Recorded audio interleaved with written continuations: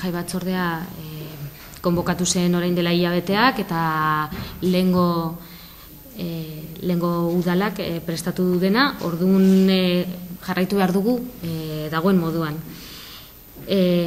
Hala ere, pentsatu dugu egitea jai batzorde permanente bat.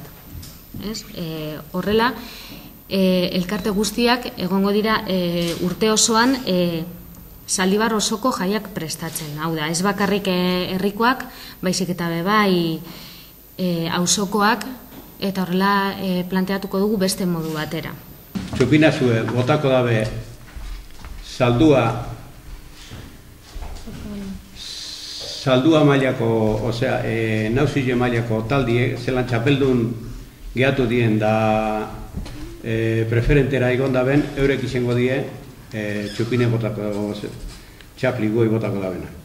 Eta, aurten be aukiogu zen elkartiek, eskerrak emon bilak ez, Ilargi Argazki taldea, jubilatuen etxea, Lagun Artea, Txirrindulari elkartea, Kastet, Saldua, bai pilotan, bai futbolien, bai saskibaloien, bai menditaldean, Txosnaguniai, Guraso elkarteai, Koral elkarteai eta Arku taldeai.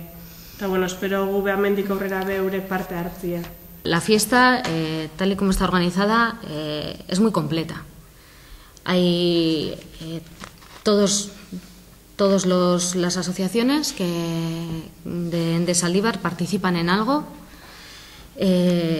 todos le ponen mucho interés, todos quieren estar presentes y creemos que hay mucha variedad. Nosotros nos tenemos que buscar tener esa sensibilidad para motivar a la gente, para dar ilusión y que es lo que tenemos nosotros para trabajar. Por eso estamos aquí ahora.